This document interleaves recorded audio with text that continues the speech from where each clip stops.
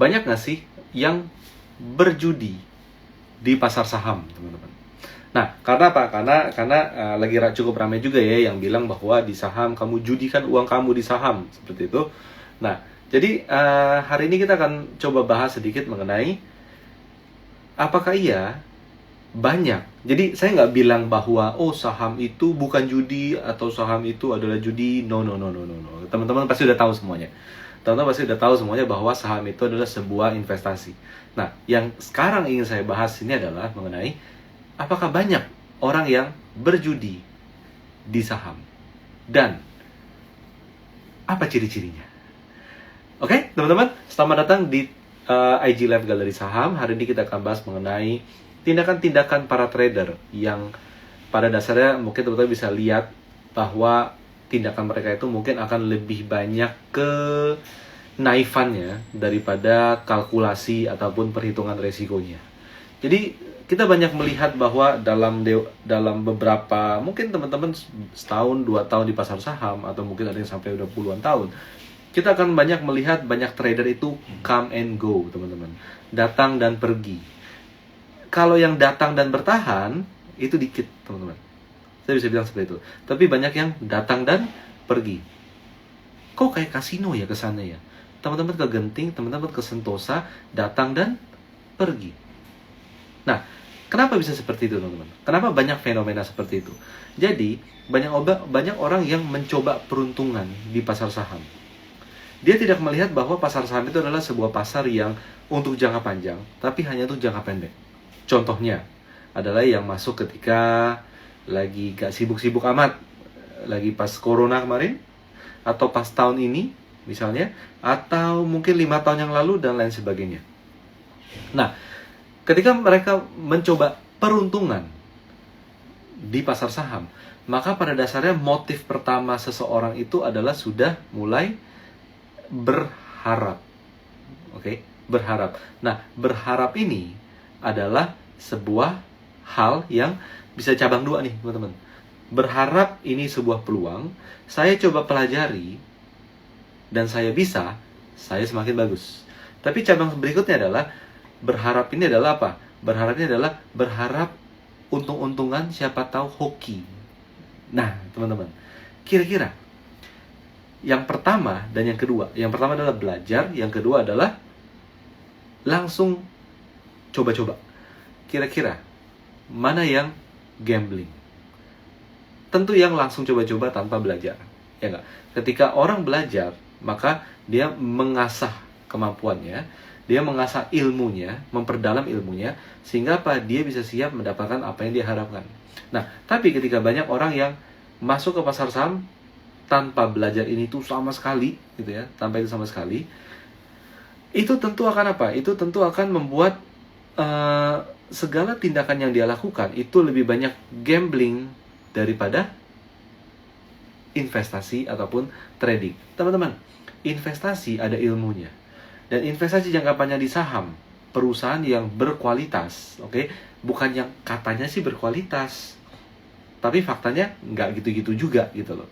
Nah, di perusahaan yang berkualitas, itu adalah investasi jangka panjang yang tidak kalah daripada investasi teman-teman di properti, punya bisnis franchise, sewa rumah, apartemen, kos-kosan. Itu tidak kalah. Kastanya sama, teman-teman. Saya nggak bilang lebih bagus saham atau lebih jelek saham, enggak ya. Tapi saya dibilang itu kasta yang sama. Anda analisa, Anda lihat kalkulasi dan melihat prospek yang bagus, itu adalah investasi jangka panjang. Trading juga sama. Trading saham juga sama, teman-teman. Trading saham itu sebuah ilmu. Ilmunya apa? Oh, banyak orang bilang, enggak, itu mah gambling. No, itu ilmu.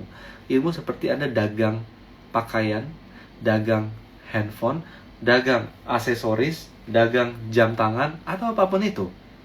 Itu ada ilmunya. Beli di harga tertentu, jual di harga yang lebih tinggi. Beli di harga tertentu, jual di harga yang lebih tinggi. Dan itu terus yang terjadi selanjutnya.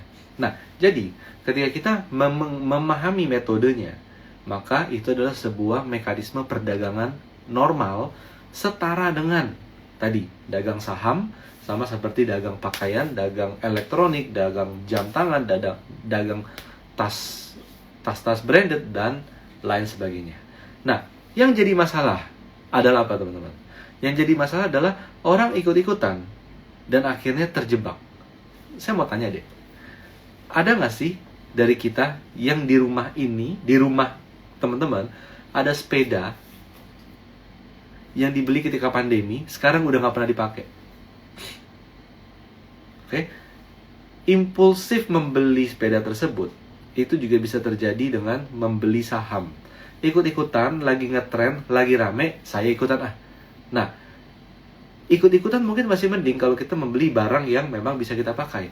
Tapi kalau kita membeli bisnis dalam berupa saham sebuah perusahaan, maka itu udah masuk ke dalam kategori apa? Semi gambling, teman-teman. Semi gambling. Nah, akhirnya apa, teman-teman? Akhirnya apa? Kalau sepeda bisa dipajang, bisa digantung. Misalnya seperti itu. Teman-teman beli buku nih, teman-teman beli buku, nggak dibaca, misalnya ya. Misalnya nggak dibaca, Anda bisa pajang. Gitu ya. Ini bukan berarti buku nggak dibaca ya, tapi maksudnya konsepnya seperti itu. Tapi kalau Anda beli saham, nggak kepake, nggak bagi dividen, harganya turun terus, dipajang di mana? Di online trading portfolio. Nah, jadi itulah perbedaan yang paling mendasar. Apakah kita ini berinvestasi saham, bertransaksi saham, berdagang, atau malah mencoba-coba peruntungan di saham? Bisa diikuti ya teman-teman di sini ya. Nah, jadi teman-teman, ciri-cirinya apa sih? Kalau Anda bisa melihat teman Anda yang ini mah, dia mah, aduh, kacau lah, ini mah bukan trading namanya, ini bukan investing namanya, lu mah judi gitu. Ciri-cirinya apa, teman-teman? Ciri-cirinya adalah membeli saham tanpa perhitungan yang matang. Itu gambling. Membeli saham di harga berapapun, oke?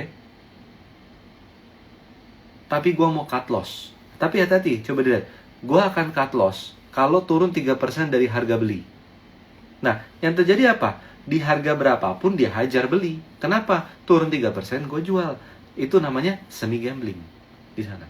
Tapi yang terjadi nantinya adalah ketika harusnya dia cut loss, malah dia simpen. Dia simpen terus, harganya turun terus. Nah, itu efek samping dari gambling, teman-teman. Itu sering terjadi. Itu sering terjadi. Apalagi, teman-teman? Apalagi? Dia merasa dia benar. Oke? Dia merasa dia benar, harga akan ke sana. Teman-teman, apa bedanya? Begini ya. Dia merasa dia benar, tapi itu tanpa kalkulasi, tanpa analisa. Hanya baca-baca berita. Come on, berita itu bukan untuk dianalisa. Berita itu adalah laporan. Laporan. Yang dianalisa adalah bisnisnya, proses bisnisnya, dan peningkatan dalam bisnis. Bukan berita. Berita adalah laporan. Ketika teman-teman, misalnya teman-teman ada yang punya anak nih ya, udah punya anak lagi kelas apa, SD, kelas 1, kelas berapa, SMP, apapun itu, kuliah. Ketika sudah pembagian rapot, oke, nilai kamu rapot rata-rata 50. Itu udah berita. Oke, udah berita. Kenapa? Malesnya itu udah berjalan. Nilai jelek itu sudah ada. Baru keluar rapot. Nah, rapot jelek itu sama kayak berita jelek. Itu udah terjadi, teman-teman. Udah terjadi di sana. Nah, jadi kalau asal baca berita dan abis itu bilang, wah oke, ini company bagus hanya berdasarkan berita. Laporan keuangan, kalau investasi nggak dipelajari, technical kalau sebagai trader tidak dipelajari, maka itu sama juga dengan Anda beli lotre. Anda pasang angka di sana. Angkanya 11515. Gue kayak yakin deh ini keluar. Tunggu aja akhir bulan. Beda nggak, teman-teman? Enggak beda. Sama. Nah, itu juga salah satu yang bisa kita lihat bahwa apa? Bahwa unsur gambling di pasar modal itu cukup banyak. Dan biasanya itu menjadikan kita kehilangan uang. Atau nyangkut. Teman-teman, nyangkut, walaupun sahamnya belum dijual, itu sudah kehilangan uang. Seperti itu ya, teman-teman ya. Nah, apalagi teman-teman? Apalagi?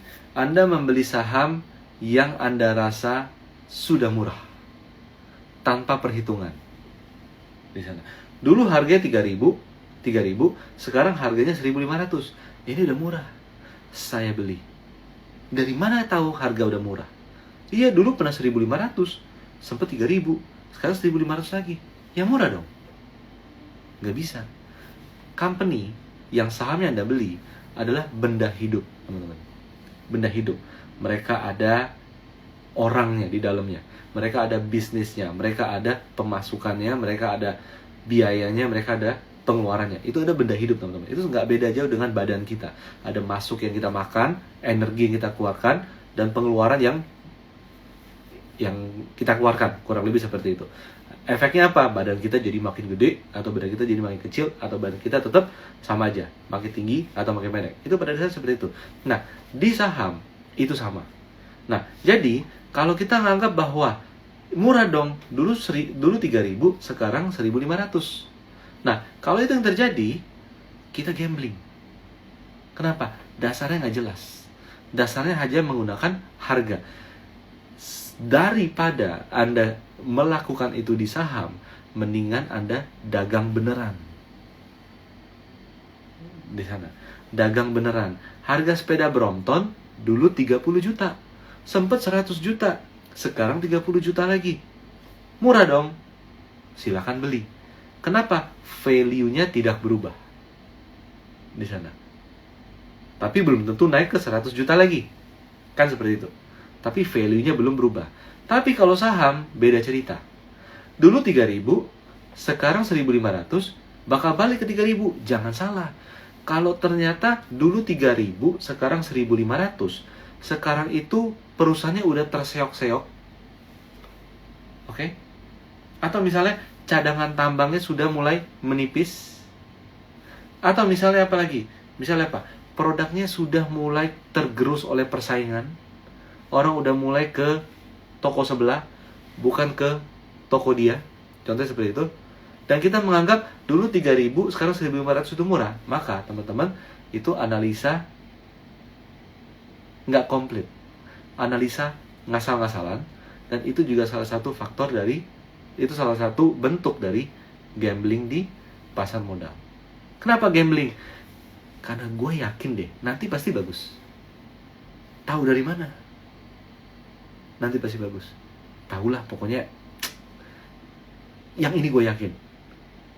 Guys, itu gambling. Di sana. Itu gambling. Oke? Nah, itu dia. Jadi, kenapa di stock market ini banyak sekali orang-orang yang come and go. Datang lalu hilang. Datang lalu pergi. Yang bertahan 5 tahun itu sangat sedikit. Karena orang yang datang lalu pergi, kebanyakan adalah orang-orang yang mencoba-coba peruntungan. Di sana, teman-teman. Jadi, di sini, teman-teman yang baru setengah tahun trading, baru 1 tahun, 2 tahun, coba pelajari dengan benar stock market. Dalami dengan benar ilmu yang Anda harus miliki untuk melakukan transaksi yang Anda inginkan. Contohnya, Anda mau trading, Anda mau buy and hold, Anda mau swing trading, Anda harus pelajari technical analysis. Jangan analisa berita. Jangan analisa fundamental. Mau swing trading, pakai analisa fundamental. Gimana caranya? That's gambling. Kenapa? Nggak nyambung. Di situ loh. Nggak nyambung. Teman-teman, atau teman-teman mau investasi. Teman-teman ketika investasi, perdalamlah analisa fundamental. Tapi analisa fundamental jangan yang sudah ada. Beritanya dianalisa, laporan keuangan dianalisa, itu yang diperiksa. Itu nggak bisa. Kenapa? Itu seperti analisa raport murid, raportnya mahasiswa. Bahwa apa? Raport itu sudah terjadi, itu cuman reporting. Kejadiannya yang jelek ataupun yang baik itu ada sebelumnya. Sebelum raport ini muncul. Di sana. Kalau kita menganggap bahwa raport apa yang teman-teman lihat ini sudah merupakan analisa untuk masa depan, belum tentu. Kalau murid sekolah, sekarang nilai raportnya 100. Semester depan 50 bisa nggak? Bisa aja. Kalau apa? Kalau dia tiba-tiba sakit. Kalau di rumahnya berantakan. Kalau apa? Ketemu teman yang aneh-aneh. Misalnya, contohnya seperti itu. Di bisnis juga sama, teman-teman. Di bisnis juga sama. Bahwa apa? Apa yang sekarang bagus, kita harus lihat bahwa yang ke depan harus dianalisa bahwa memang ini akan bagus.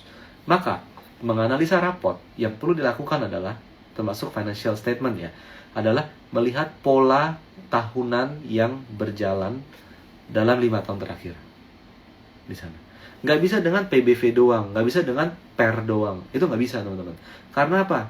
Karena kalau PER PBV itu cuma nganalisa satu komponen nilai dalam sebuah report. Itu nggak mungkin. Dan kalau kita yang melakukan hal itu saja, that's what we call gambling juga. Kayak gitu ya, teman-teman ya. Nah, jadi udah bisa kebayang ya, teman-teman ya. Udah bisa kebayang ya bahwa agar kita tidak terjerumus dengan aktivitas gambling, Anda harus menguasai apa yang Anda harus kuasai seiring dengan tujuan Anda membeli saham. Investing, pelajari fundamental, tapi yang relevan. Mau trading, pelajari technical, jangan malah fundamental. Di sana, teman-teman, ini satu hal yang saya ingin share nih ya. Tapi kan trading harus ngerti fundamental juga dong. Loh. Coba lihat teman-teman kita pedagang di Mangga 2, di Tanah Abang, dan lain sebagainya. Kalau semua orang yang dagang fokusnya adalah fundamental, teman-teman, gak ada itu orang yang mau jual sendal seharga 50.000. Mereka akan jual sendal yang harganya 1 juta, yang kualitasnya bagus. Kebayang gak di sini? Kebayang gak? Ya kan? Kalau orang dagang ngelihatnya adalah kualitas fundamental, ya kan? Maka dealer-dealer mobil itu, dealer-dealer APM mobil itu nggak mau jual mobil yang harganya 100 juta.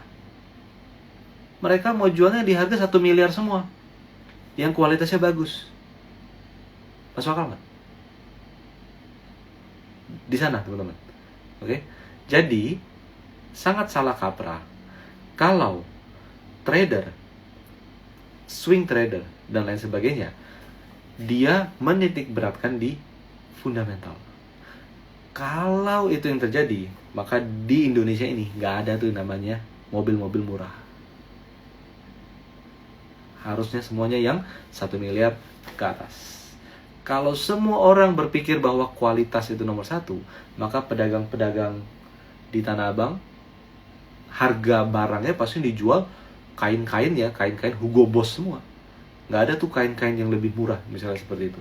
Nggak ada tuh baju yang 100.000 dapat 4. Nggak ada.